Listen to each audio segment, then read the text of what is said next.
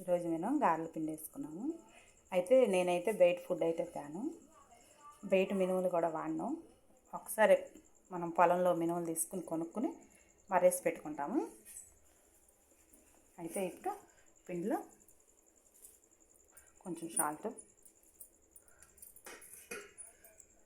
ఉల్లిపాయ, పచ్చిమిరకాయలు కట్ చేసి పెట్టుకున్నాను.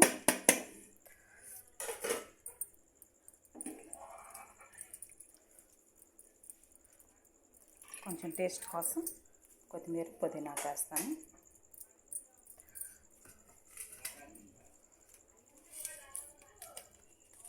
జీలకర్ర కూడా వేస్తే పిల్లలకి అరుగుదల కూడా ఫ్రీగా అయితే, అందుకని జీలకర్ర కూడా వేస్తాను.